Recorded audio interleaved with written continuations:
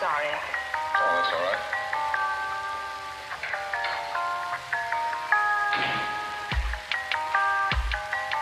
This is the October forecast for the Earth sign Virgo.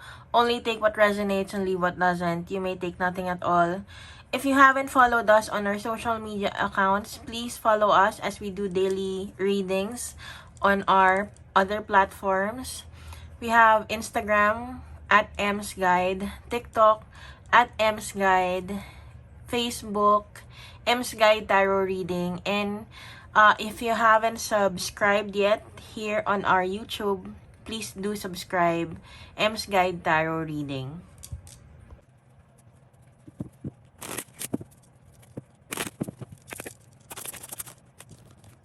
So the theme for October for the Earth sign Virgo is luck is on your side. So for the month of October, anything that you will wish upon, it might be on your side, or your wishes and dreams might come true this month of October.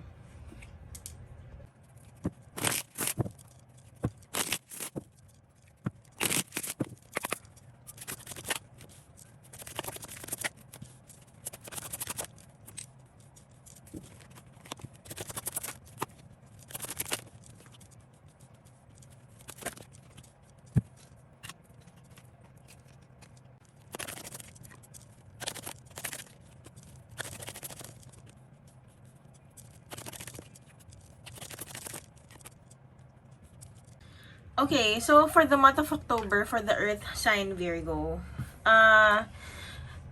it feels as if you need to start something new. But there is that lack of motivation to do so for you guys. Kasi, if you will start something new, it means na you will have to let go of a toxic trait that you have. Parang, meron kang toxicity, kinasanayan mo na tong bagay na to, at alam mong na hindi ka na masyadong motivated dito sa ginagawa mo. For example, if for example, you are a student, you are in college, and you always procrastinate. Pero sanay na sanay ka sa procrastination. But the thing is, hindi mo, di ba parang alam nating lahat na masamang mag-procrastinate because, you can always give time to yourself to do things in a certain way para hindi ka na stress.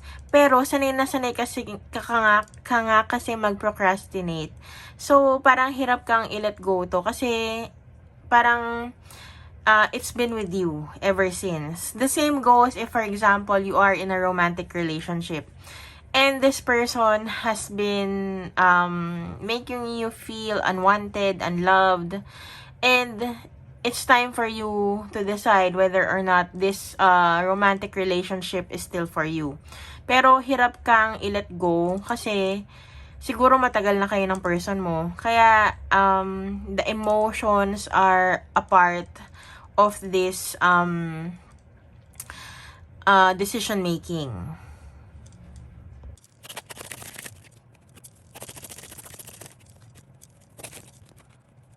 So, with the Three of Swords that came out, you're very heartbroken about the situation. Kasi, alam mo nga na parang for you to move forward in life, para magkaroon ka ng new beginning, meron kang kailangan iwanan. And, nahihirapan kang iwanan tong bagay na to. Maybe because nostalgia or there are a lot of memories involved.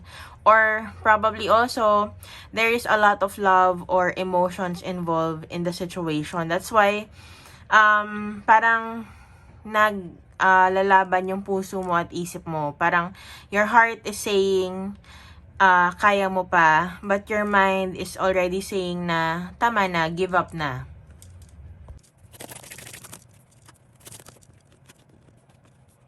With the Six of Swords in the reverse, I feel na you really want to move on. It's like you want to begin a new chapter in your life. Pero, nag-aantay ka ng sign. It's like you're waiting for a sign na from the universe or from God or from your angels na ano ba, ile-let go ko na ba to? Or mag-antay pa ako ng konti. Kasi baka pag nag-antay pa ako ng konti, magiging masaya ako right after. So, parang you're still hoping na things will change.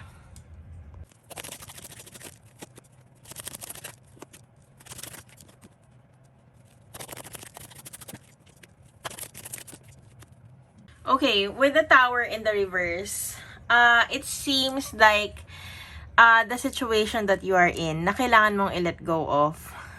It's bringing you a lot of hardship and pain. And it involves people that you work with or the people, parang yung paghihirap na dinaranas mo at yung heartbreak na dinaranas mo, it is involving people. So, parang hindi siya situation. Well, sort of, it's also a situation. But, the pain is being brought about by the people in your circle. And the thing is, kaya parang this is very painful is because there are things that you do not know about. There is uncertainty in the things that are happening. So, 'di ba, earth signs in general, very meticulous. Mas lalo na ang Virgo. You are very meticulous when it comes to the things that you are doing. And not knowing makes you feel the pressure na parang, why do I not know this? Parang ganon. So, the stress comes from not knowing certain things. And,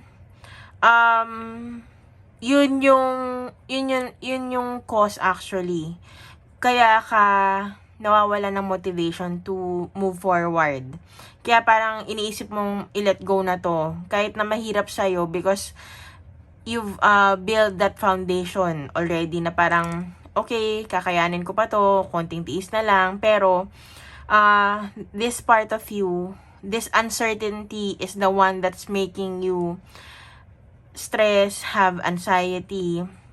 So, parang iniisip mo, dapat siguro alalahanin ko na lang muna sarili ko instead of stressing out that there are people who are snakes around my circle.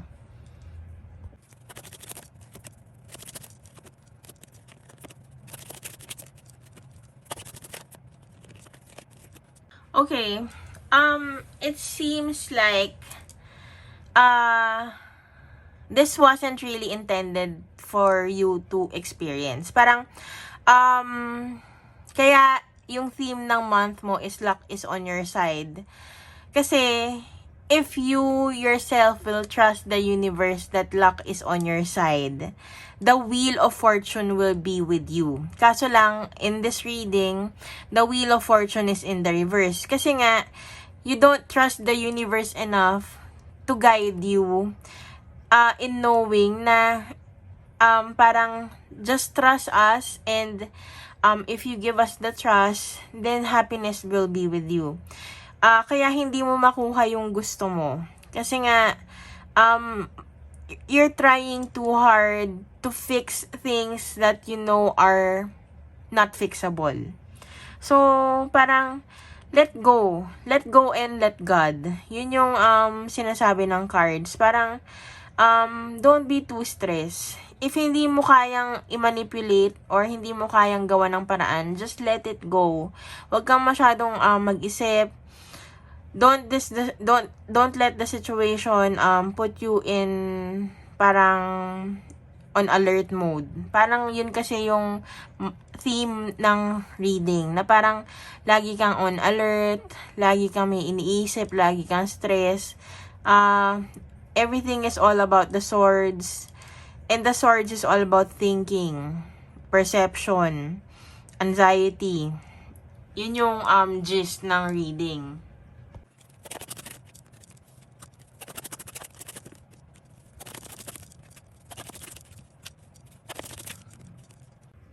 So, the last card here is the guidance for October. And it's saying here,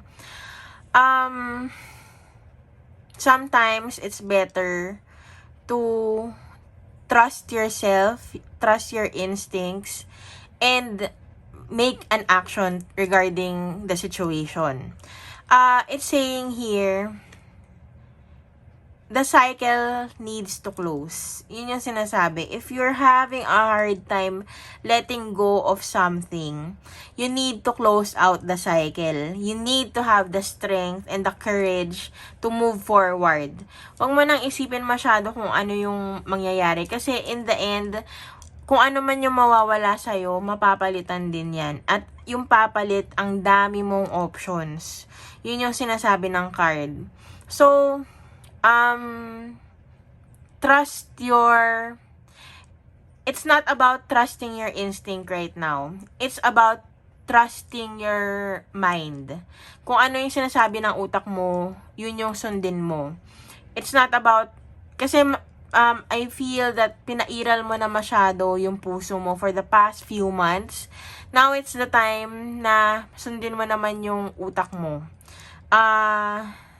Trust that you will make a sound decision about the situation that you are in.